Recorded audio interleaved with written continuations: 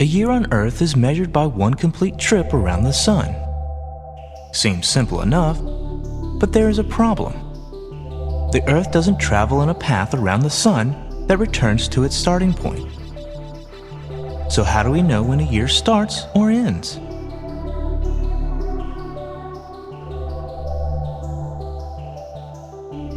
Well, one way, called a sidereal year, measures our orbit against the distant stars. As viewed from the Earth, our orbit causes the Sun to appear to move through the constellations of the zodiac on a path called the ecliptic. And when the Sun returns to its starting point, a sidereal year has passed. This motion is difficult to observe directly because the stars cannot be seen when the Sun is in the sky. However, if you look at the sky before each dawn, the annual motion is very noticeable. The last stars seen to rise are not always the same, and within a week or two, an upward shift can be noted. As an example, in July in the northern hemisphere, Orion cannot be seen in the dawn sky, but in August, it becomes easily visible.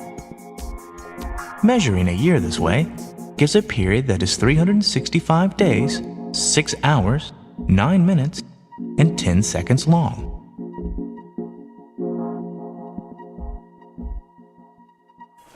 Another possibility is to measure the year against the passing of the seasons.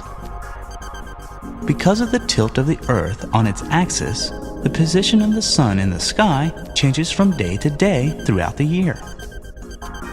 If we were to take a picture of the Sun at noon regularly throughout the year, we would see the Sun moving on this path called an analemma.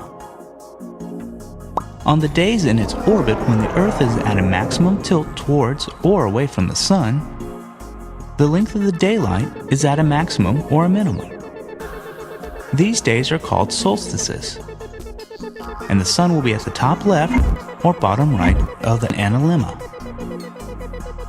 On the days when the Earth's tilt is perfectly sideways to the Sun, the day and night are equal in length. These are the equinoxes, and the Sun will be at this crossover position in the analemma. When the Sun goes from one vernal equinox to the next, a tropical year has passed. Measuring this way gives a year that is 365 days, 5 hours, 48 minutes, and 46 seconds long.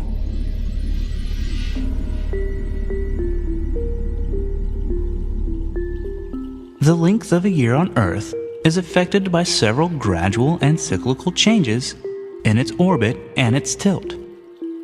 First, there is the precession of the Earth's axis. Over a period of about 26,000 years, the Earth's axis traces out a circle in the sky.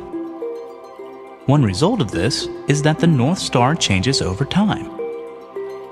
Right now, the Earth's axis points towards Polaris. 5,000 years ago, the axis pointed to a star in the constellation Draco.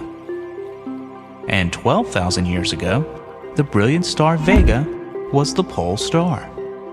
And because of the 26,000-year cycle, Vega will be the pole star again in 14,000 years.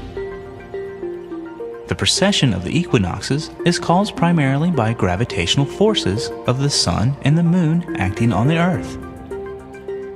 While the axial tilt is the primary cause of seasons on the Earth, the distance from the Sun, which changes throughout the year because of the elliptical shape of the Earth's orbit, contributes a small bit of temperature variations throughout the year as well. When the axis is aligned so it points towards the Sun during perihelion, one hemisphere will have a greater difference between the seasons, while the other hemisphere will have milder seasons. The hemisphere, which is in summer at perihelion, will receive much of the corresponding increase in solar radiation. But that same hemisphere will be in winter at aphelion and have a colder winter. The other hemisphere will have a relatively warmer winter and cooler summer.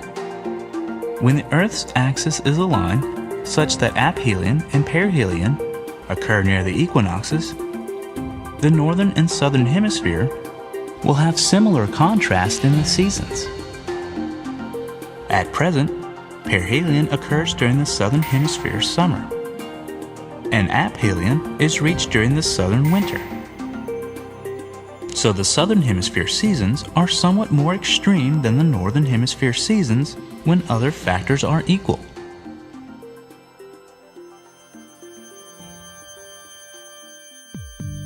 In addition, the gravitational effects of other planets cause the ellipse of our orbit to slowly spin around the Sun. It takes about 112,000 years for the ellipse to revolve once, relative to fixed stars. When considered together, the two forms of precession add, and it takes about 21,000 years for the solstice to go from aphelion to aphelion. The dates of the perihelion and the aphelion advance each year on this cycle, an average of 1 day per 58 years.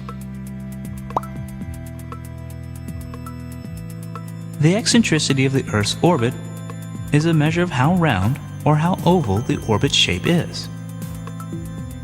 Over thousands of years, the eccentricity of the Earth's orbit varies as a result of gravitational attractions among the planets, primarily Jupiter and Saturn.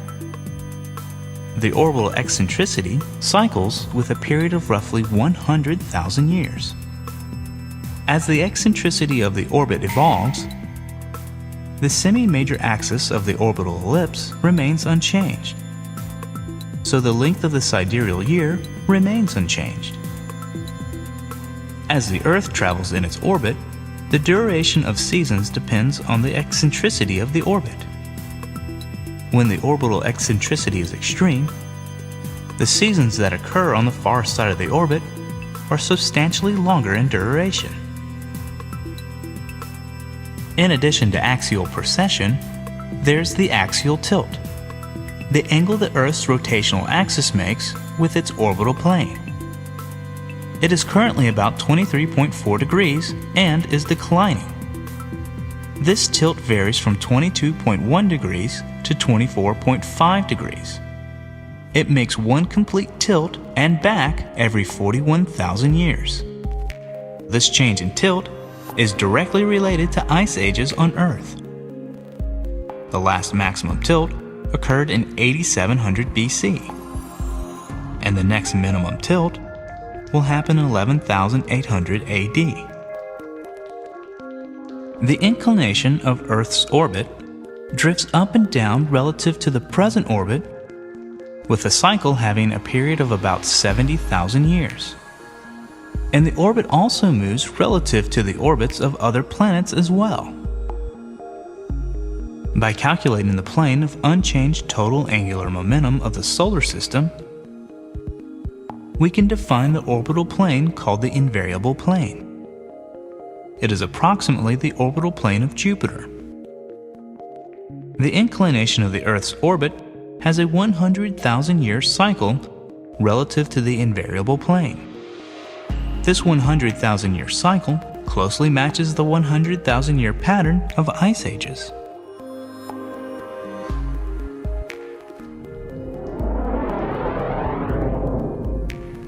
A year on Earth is directly determined by all the various orbital motions of the Earth. So, if someone tells you how many years old they are, you might ask them, is that sidereal, tropical, or anomalous years?